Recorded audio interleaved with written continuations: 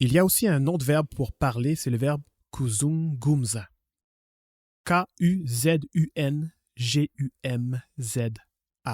Kuzungumza.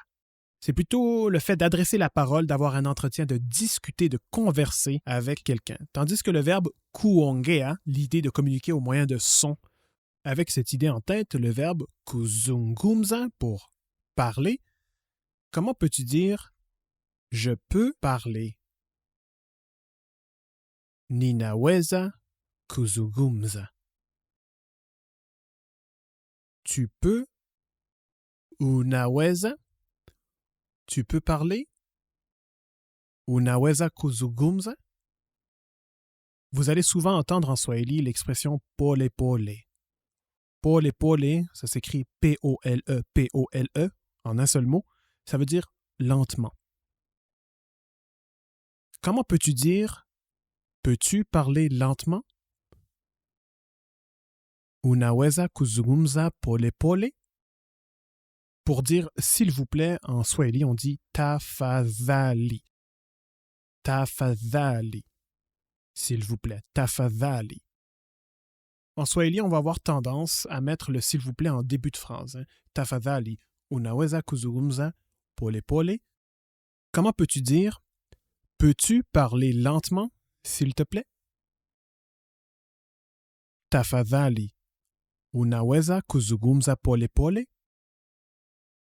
Pour dire avec moi, on dit na mimi.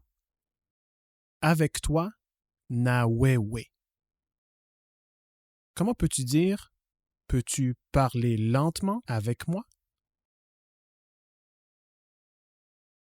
Unaweza kuzungumza pole pole na mimi? Le verbe venir en Swahili, c'est kuja. K-U-J-A. Et c'est un de ces verbes qui va garder son infinitif quand on le conjugue. Kuja. K-U-J-A.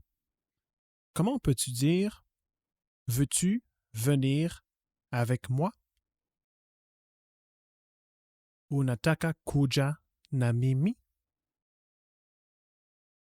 Comment peux-tu dire je veux venir avec toi? Ninataka kuja na wewe. Le Swahili est d'origine bantou.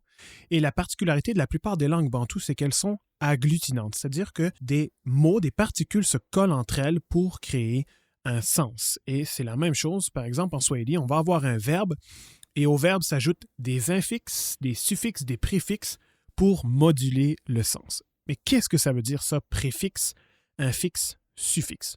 Simplement, un préfixe, c'est ce qui est placé devant un mot ou devant un radical. Par exemple, on a le mot mobile et devant, je rajoute im. Et ça me donne immobile. Je viens de changer le sens en rajoutant un préfixe. Un infixe, c'est ce qui vient à l'intérieur d'un mot, d'un radical pour en modifier le sens. En français, on n'en a pas beaucoup, mais on peut penser à l'expression boiter et si je rajoute l'infixe i pour boitiller, ça veut dire que ça ne boite pas exactement. Et un suffixe comme dans suivant, c'est ce qui est placé derrière un radical ou un mot et il vient modifier la nature du mot. Par exemple, dans blanche, blanchâtre, j'ai rajouté âtre qui tire sur le blanc. Ou encore maison, maisonnette. Rajouter le et vient donner l'idée d'une petite maison. Jusqu'à maintenant, vous avez appris 3 infixes en Swahili, le na pour le présent, le ta pour le futur et le li pour le passé. Maintenant, on va introduire l'idée du conditionnel. L'infixe est nge, N-G-E. On prononce nge. Le conditionnel s'emploie pour un fait ou une action à venir dont la réalisation est incertaine. L'action se réalisera si plusieurs conditions sont réunies. Par exemple, j'aimerais. J'aimerais aller à Montréal. En Swahili, on utilise l'infixe nge. Par exemple, ningeweza. Je pourrais. Ningeweza kusoma. Je pourrais lire. Le verbe aimer en Swahili, c'est kupenda. Kupenda. Si je veux dire j'aimerais, ningependa. On entend le ni pour le je, nge pour le conditionnel, et penda pour aimer, ou en enlever le ku, qui est l'infinitif. Donc, ningependa. Ningependa kusoma. J'aimerais lire. Ningependa kujifunza. J'aimerais étudier. Comment peux-tu dire aimerais-tu étudier avec moi?